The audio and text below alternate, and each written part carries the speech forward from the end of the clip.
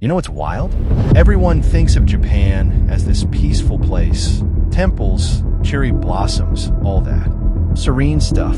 But dig a little deeper into their mythology, and you'll find one of the most disturbing creation stories ever told.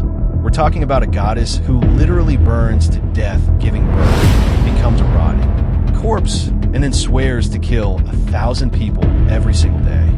Yeah, that's the origin story of Japan. Let me tell you about Izanami. So, the story starts with these two deities, Izanagi and Izanami. Brother and sister, husband and wife, whatever. Ancient myths don't really care about that stuff. They're standing on this floating bridge in heaven, looking down at basically nothing. Just chaos. The older gods tell them, hey, go make something down there. They take this jeweled spear, dip it into the ocean below, and start stirring.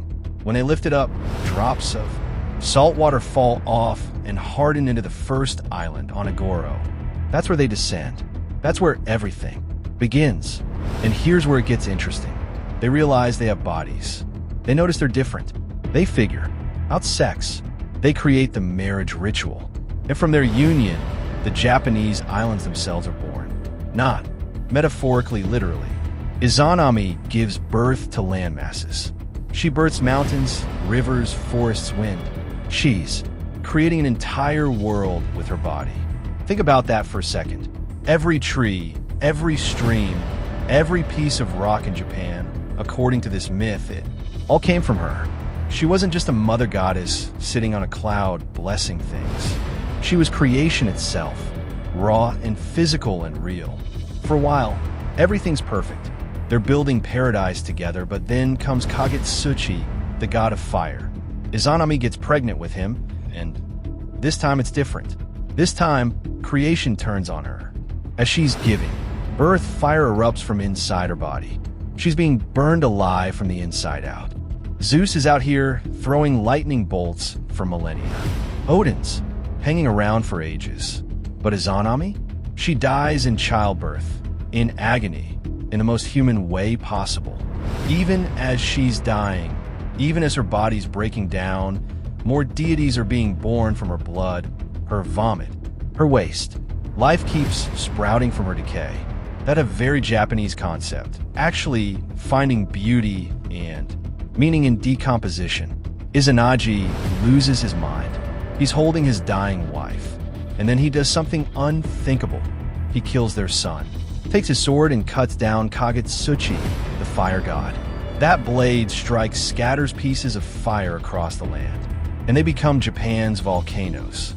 Even now, they say those mountains are the remnants of the first murder in history. But killing his son doesn't bring her back. Izanami's gone. She's crossed over to Yomi, the land of the dead. The descent into Yomi. Now, Yomi is in hell. That's important. It's not fire and brimstone and demons punishing bad people. It's something way more unsettling. It's twilight. It's stagnation. It's rot. Everything that dies goes there. Doesn't matter if you were good or evil. It's just the place where dead things go. Izanagi can't accept it. He's in denial, deep in grief, and he makes a terrible decision. He's going down there. He's going to bring her back. This is very similar to the Greek myth of Orpheus going to get Eurydice. But trust me, the Japanese version is way darker. He reaches the gates of Yomi's palace and calls out, "My love, the world we made isn't finished yet. Come back, with me." From inside, Izanami's voice answers, sad and distant. "You're too late. I've already eaten the food of Yomi." That's a huge deal. Eating the food of a realm binds you to it permanently. She belongs to death now. Her body's changed. Her essence is different. She's not the same person anymore. But Izanagi won't listen. He keeps begging. Finally, she agrees to go ask the gods of Yomi if she can leave. The forbidden sight. You can guess what happens next. Izanagi can't wait. He needs to see her. He breaks off a tooth from his hair comb and lights it on fire, bringing light into a place that was meant to stay dark forever. What he sees destroys him. Izanami's body is rotting. Maggots are crawling through her flesh. 8 thunder gods are living inside her. Corpse feeding on her decay like parasites. She's not beautiful anymore. She's not his wife. She's a monster of pure spiritual corruption. And Izanagi? He screams. He doesn't try to comfort her or accept what she's become. He just screams in horror and runs. Imagine that. You're Izanami. You died in unimaginable pain. You warned your husband not to look.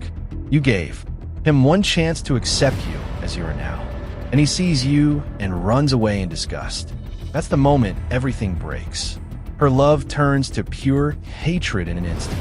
She sends the witches of the underworld, these horrible creatures, called the Yamatsu Shikom, to hunt him down and drag him back. The curse, life and death. Izanagi barely makes it out. He's running up the slope between the underworld and the living world, and he shoves this massive boulder, one that would take 1,000 men to move, in front of the entrance. He seals Yomi shut. They're separated forever, one on each side of the stone. And then comes the moment that defines human existence. Izanami's voice echoes from deep in the earth. My beloved husband, since you've done this to me, since you've humiliated me and abandoned me, I vow that every single day I will strangle 1,000 people from your world. 1,000 humans will die by my hands each day. She's inventing mortality. Before this, death wasn't natural. Now it's guaranteed. It's a revenge. But Izanagi responds. And this is crucial. Not with violence, but with creation. My beloved wife, if you kill 1,000, then I will make sure 1,500 are born every day. 1,000 deaths. Izanami becomes the great goddess of Yomi, the queen of death. Everyone eventually walks to her domain. But she's not evil, not in the way we think of it. In Japanese belief, there's no absolute evil, just imbalance and impurity. The legacy, why this matters. Two massive things came from this story. First, the concept of purification.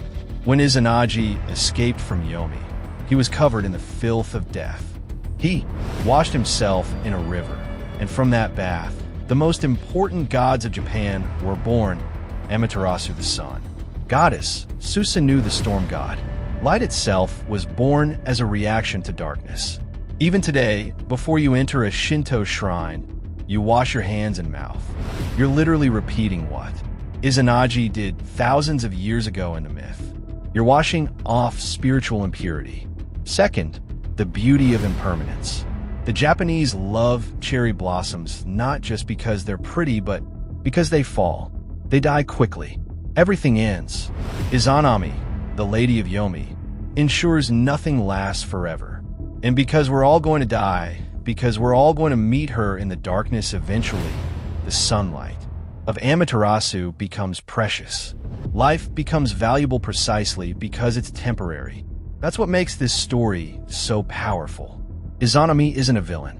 She's not even really a monster, though she became one. She's the shadow that makes the light meaningful.